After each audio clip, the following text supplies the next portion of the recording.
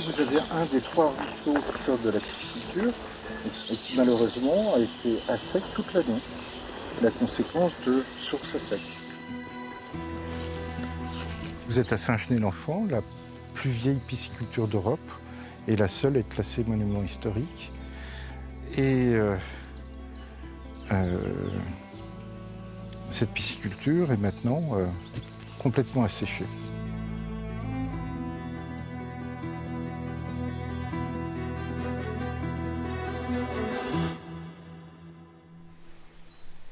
Niché au cœur de l'Auvergne, région de France connue pour ses volcans et la qualité de ses eaux, le site a été créé au XVIIe siècle par les ancêtres d'Édouard de Féligonde. La pisciculture produisait 60 tonnes de poissons par an. Mais les sources qui l'alimentaient sont presque taries et l'activité est à l'arrêt depuis 5 ans. Là, vous avez la source de la grotte, qui est la plus haute de la propriété. Donc l'eau se trouve en dessous, mais elle ne jaillit plus. Ça allait alimenter ce bassin, qui alimentait tous les bassins du haut, qui sont bien sûr tous à sec. Alors l'eau est artificiellement maintenue pour stopper les dégâts sur les bassins. Du fait de l'assèchement, eh bien vous avez les berges qui s'effondrent. Vous voyez la prolifération des lentilles d'eau propres à une eau stagnante. Dans cet étang, vous aviez 10 000 enfants qui chaque année venaient apprendre à pêcher. Édouard de Féligonde accuse le groupe Danone et sa filiale, la Société des eaux de Volvic.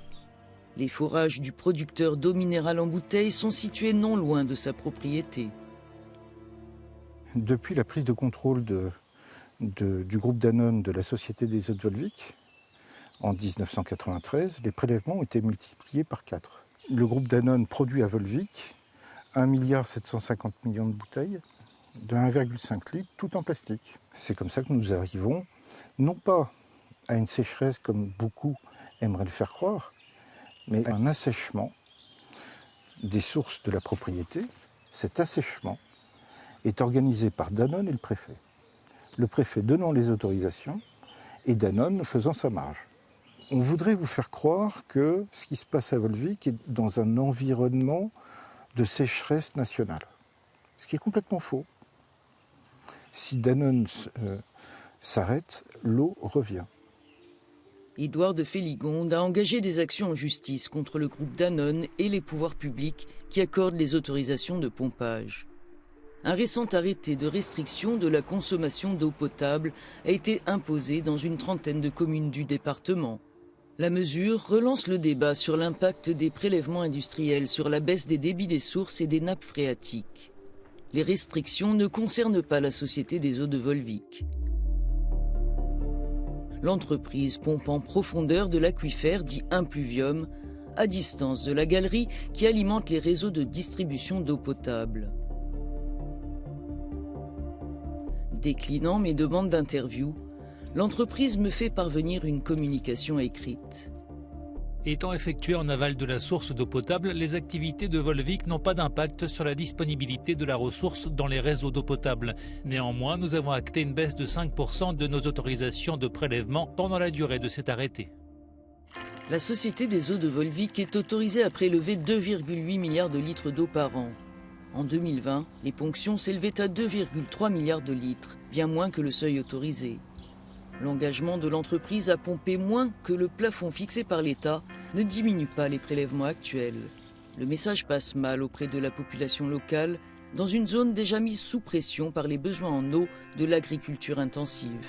J'ai tenté d'interroger les riverains et les petits agriculteurs du département, mais rares sont ceux à accepter de parler devant la caméra, de peur de fâcher la Société des eaux de Volvic, l'un des plus gros employeurs locaux.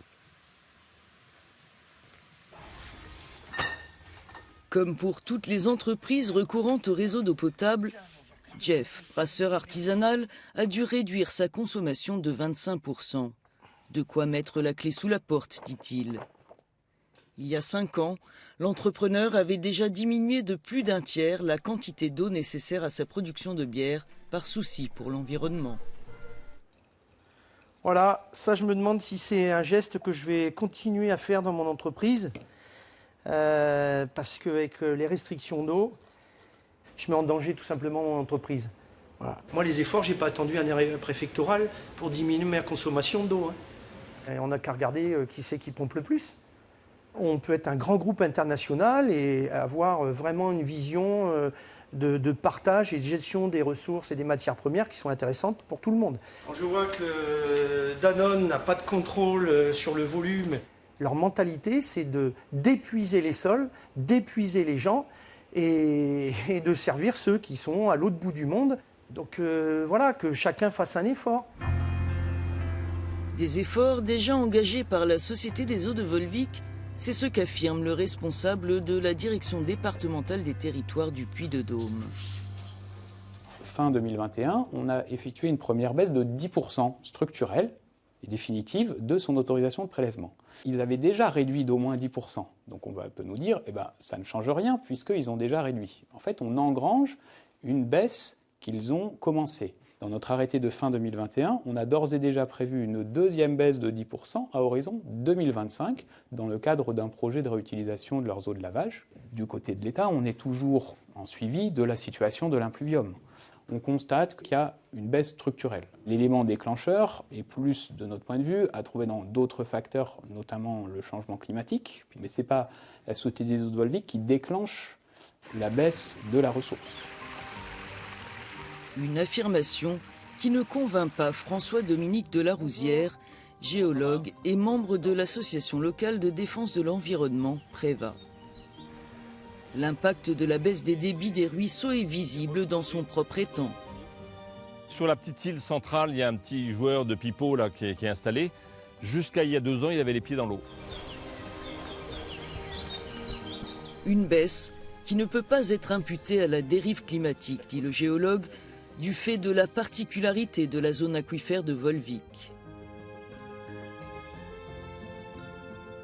L'eau qui tombe ne va pas tomber sur des terrains imperméables comme ici, mais sur des terrains volcaniques qui sont extrêmement poreux et extrêmement perméables. Tout pénètre à l'intérieur de la Terre et surtout ça va mettre un certain temps à se propager depuis la zone où l'eau tombe jusqu'à l'exutoire de Volvic. Quelle que soit la pluviométrie instantanée, il n'y a pas de variation de débit à ce niveau-là, puisque ça va être lissé sur plusieurs années.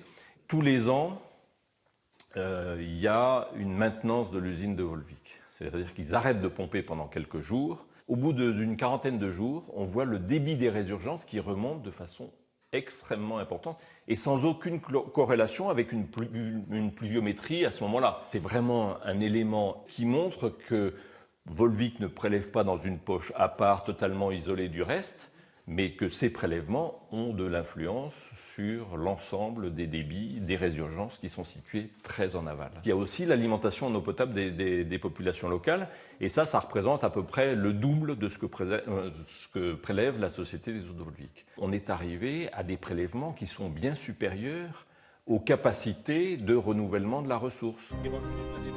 Nous rejoignons un autre membre de l'association Préva, hydrobiologiste, aux abords d'un ruisseau dont le niveau a baissé au fil des ans. Il y a 30 ou 35 ans, je ne serais pas rentré dans le lit de ce ruisseau avec des bottes, parce que j'aurais eu de l'eau jusqu'à mi-cuisse.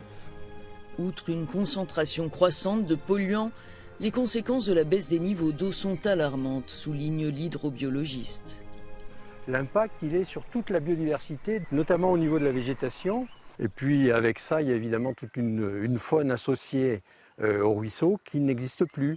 Ce n'est pas exagéré que de dire que c'est un début de désertification de la zone. On demande le respect de la loi qui dit explicitement quelles sont les priorités d'usage de la ressource en eau, l'adduction d'eau potable et l'alimentation des écosystèmes, qu'ils soient naturels ou qu'ils soient agricoles. On n'a pas une opposition de principe à la commercialisation de l'eau, mais il ne faut pas inverser les priorités.